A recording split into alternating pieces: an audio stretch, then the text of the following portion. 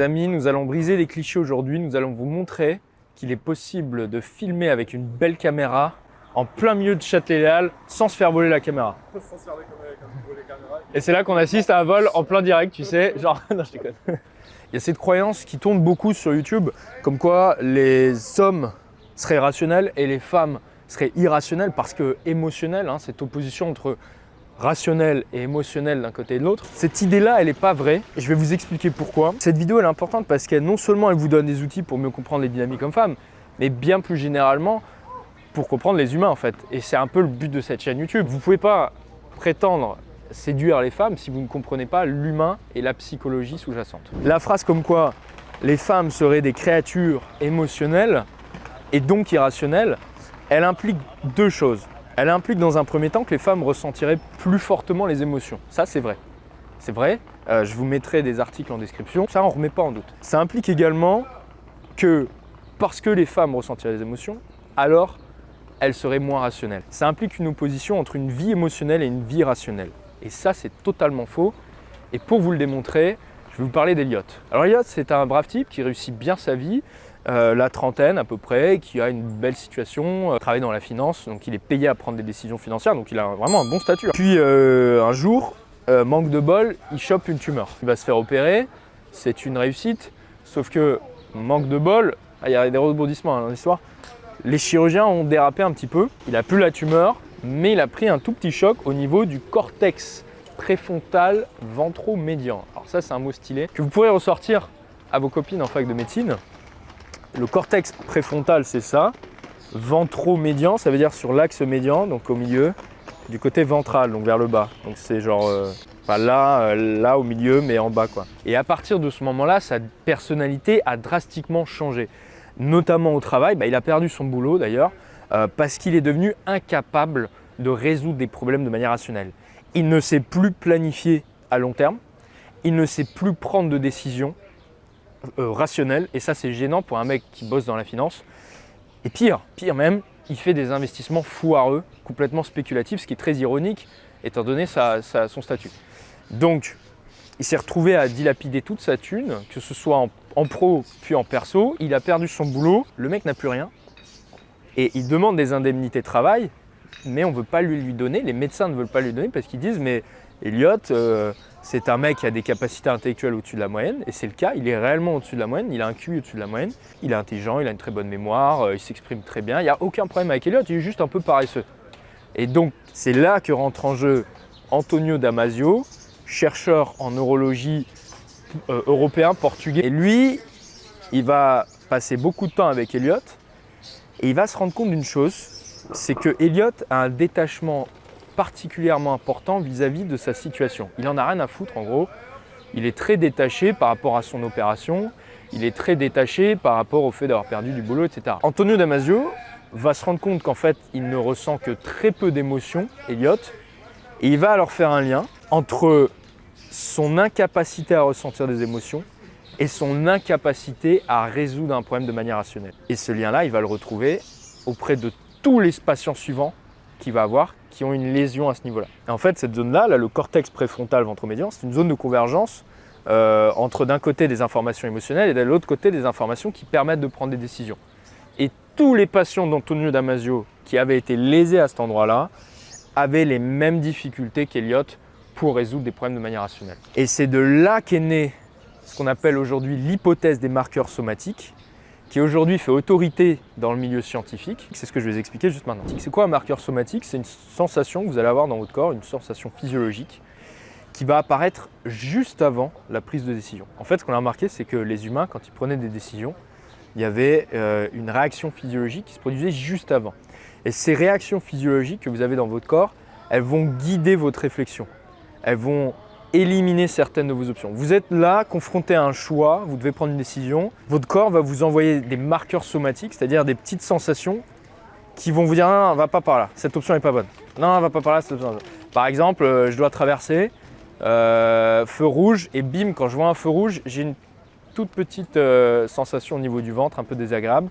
Ça va suffire, sans que j'en ai pris conscience, ça va suffire à me dire que c'est pas le moment de traverser. En fait, toute la journée, vous prenez une multitude de micro-décisions sans même vous en rendre compte, sans même avoir besoin de faire appel à une réflexion analytique, à une approche analytique. Si vous voulez, vous poseriez le pour et le contre, mais c'est grâce aux émotions, c'est grâce à ces marqueurs somatiques qui vont pondérer chacune de vos options très très rapidement et qui vont vous permettre d'éliminer des options et donc ça vous fait gagner un temps fou. Et si je puis dire, ça libère de l'espace dans la mémoire du travail. C'est comme si vous libériez de l'espace sur la RAM pour que le PC gamer aille plus vite.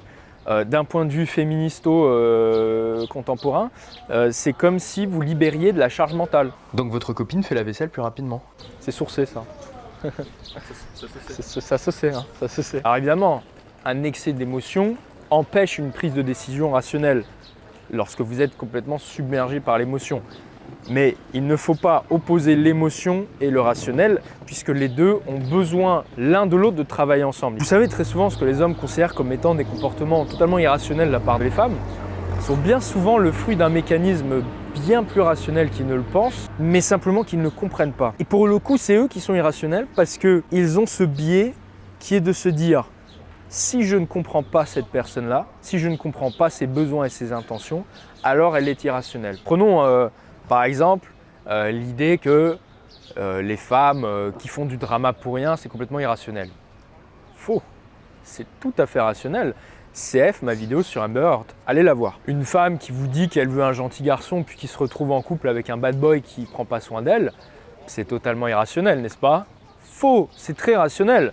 Les nanas ont tout intérêt à encourager la majorité des hommes à être très gentils, très doux, à leur apporter beaucoup de services et s'investir auprès d'elles, mais à garder le potentiel génétique d'une minorité d'entre eux. CF, ma vidéo, introduction au marché de l'amour, marché primaire, marché secondaire. Et un autre exemple que je vais un peu plus développer, j'ai une amie à moi qui se reconnaîtra, qui n'a pas beaucoup d'argent, comme beaucoup de femmes de son âge. Hein. Pourquoi d'ailleurs elles n'ont pas beaucoup d'argent, les femmes féminines?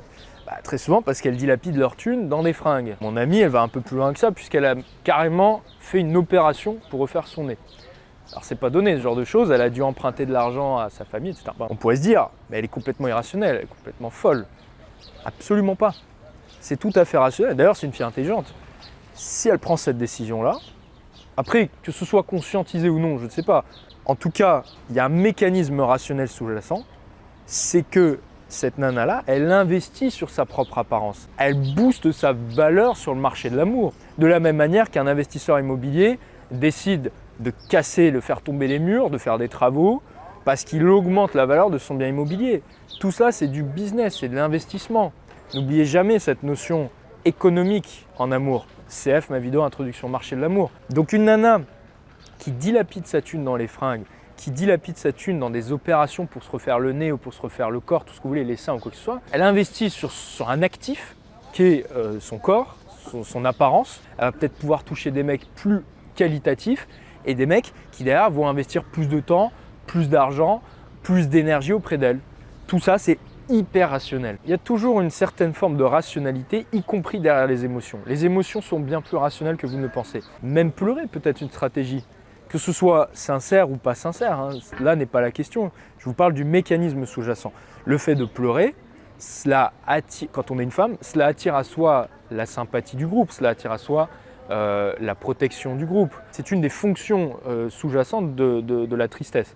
Et la tristesse est bien moins exprimée par les hommes parce qu'elle a moins d'intérêt stratégique.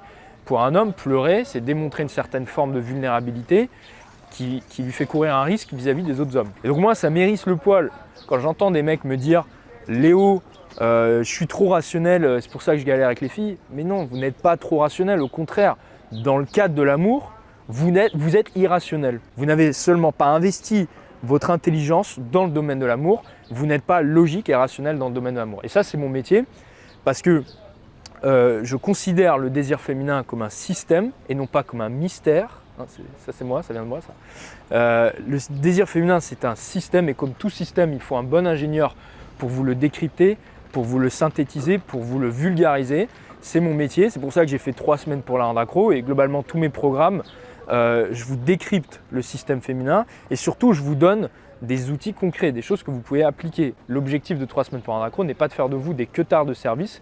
L'objectif, c'est de vous permettre de garder une femme sur le long terme, de la rendre amoureuse et de la garder sur le long terme, de vraiment faire quelque chose de sérieux. Ça s'adresse typiquement à ceux qui un jour savent qu'ils voudront fonder une famille. Le prix augmente à chaque publication de vidéo. Je pense que d'ici quelques mois, il aura littéralement doublé. C'est un programme qui a, selon moi, beaucoup de valeur. Il y a eu d'excellents retours. Je vous le garantis, vous n'aurez aucun regret en prenant 3 semaines pour un accro. Cette idée comme quoi il y aurait, les femmes seraient irrationnelles, émotionnelles, moi, je la mets dans la continuité non seulement du dualisme corps-esprit qu'on a vu tout à l'heure, mais aussi dans la continuité de cette idée de femme magique, la femme magique. On ne comprend pas les femmes, Léo, tu comprends, c'est tellement ah les femmes, vous voyez, avec cette tonalité, ah les femmes, c'est un peu magique les femmes. Je parle avec des mecs super intelligents, des amis à moi qui en plus sont habitués à mon discours, mais continuent à vouloir me dire non mais tu sais, il y a cette variable d'inconnu, il y a cette chose qu'on ne peut pas expliquer, mais c'est faux.